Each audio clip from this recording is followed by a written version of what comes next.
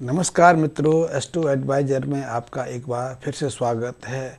रोटी, कपड़ा और मकान, ये तीन हमारी जीवन की सबसे प्रमुख आवश्यकता हैं।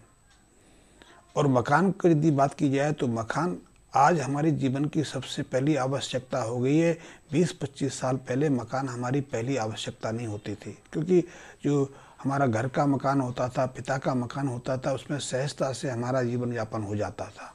लेकिन आज हर युवक चाहता है, हर दंपत्ति चाहता है उसका अपना व्यक्तिगत मकान हो, अपना पर्सनल मकान हो। इसलिए मकान की जद्दोजहद भी बहुत तेज़ी से लगी रहती है। लेकिन देखने में आया है कि बहुत सारे लोग अपना मकान बनाना शुरू करते हैं तो उसके बाद उनकी नौकरी में परेशानी आ जाती है, उनके व्यापार में कई तरह की अड़चनें खड़ी हो जाती हैं, या घर परिवार में कोई ना कोई बीमार बना ही रहता है, या फिर धन की कमी के कारण मकान अधूरा रह जाता है, या फिर मकान पर ही किसी तरह की मुकदमेबाजी, किसी तरह की झगड़े की शुरुआत हो जाती है।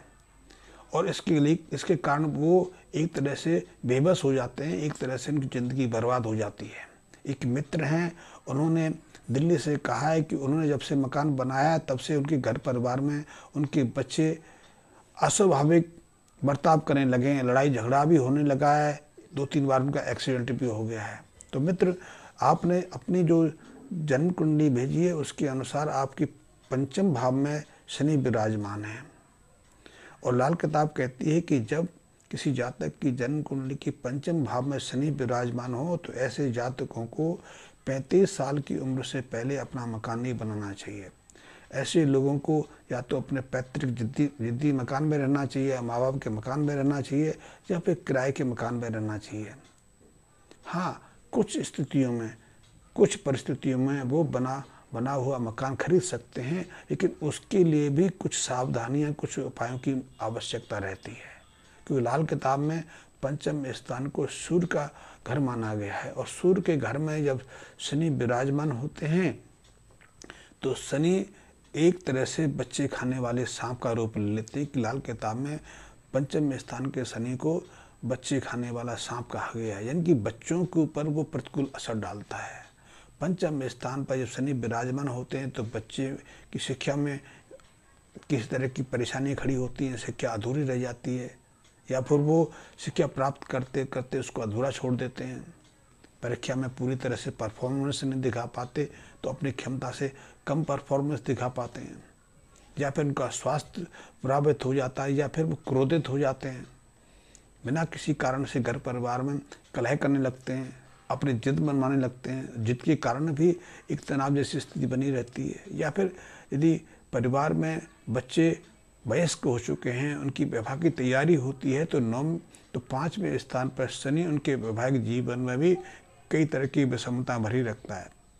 ऐसे बच्चों का समय के अनुसार वैवाहिक संबंध नहीं बन पाता, विवाह में कोई ना कोई अड़चन बनी रहती है, बात चलते चलते बीच में रुक जाती है, या फिर विवाह हो जाए तो दाम्पत्य जीवन में संकट आ जाती है, या फिर विवाह हो जाए, दाम्पत्य जीवन भी सही चले तो संतान की प्राप्ति में मुश्किल आती है। तो पंचम स्थान का शनि, लाल किताब कहती है कि ऐसे जातकों को 45 साल की उम्र तक अपना निजी मकान नहीं बनाना चाहिए। निजी मकान बनाएंगे तो मुसीबतों की शुरुआत हो जाएगी। पंचम स्थान का जो शनि है बहुत तरह की अशुभताएं रखता है। हाँ, ऐसे जातक का यदि पुत्र मकान खरीदे तो ये दोष नहीं लगता है, या फिर वो बना हुआ मकान लें तो बने हुए मकान के यदि वो मकान बाप दादाओं का है तो भी परेशानी खड़ी नहीं करता है। लेकिन यदि वो अपना मकान खरीदना चाह रहे हैं तो बना हुआ मकान ले सकते हैं, लेकिन उस दौरान भी उन्हें लाल किताब के 2-3 उपाय अवश्य करने चाहिए। पहला उपाय तो ये है कि मकान के पश्चिम जो दिशा होती है उसमें शनि की शत्रु जो हैं, शनि का शत्रु मुख्यतः सूर्य को माना गया है, तो सूर्य से संबंधित वस्तुओं को वहाँ स्थापित कर देना चाहिए। सूर्य की वस्तुओं को स्थापित करने से शनि का ये दोष काफ़ी हद तक नियंत्रण में आ जाता है। घर परिवार के बच्चों पर जो प्रतिकूल असर पड़ता है उससे मुक्ति मिल जाती है। आपके बच्चों से जो आपको परेशानी है, और यदि आपने अपना मकान लिया है तो आप ये उपाय करके उस परेशानी से बाहर आ सकते हैं। तो उसके लिए आप अपने घर की पश्चिम दिशा की तरफ सूर्य की जो वस्तु हैं जैसे गेहूँ है, गुड़ है, एक तांबे के पात्र में भर के आप पश्चिम दिशा की तरफ स्थापित कर सकते हैं। यदि आप गांव देहात में रहते हैं तो एक भैंस, और वो भी भूरे रंग की भैंस, लाके पश्चिम दिशा की तरफ बांध सकते हैं। इससे आपकी ये पुत्र संबंधी समस्या का निराकरण भी हो जाएगा और आपके घर में फिर से धन समृद्धि की बरसात होने लगेगी।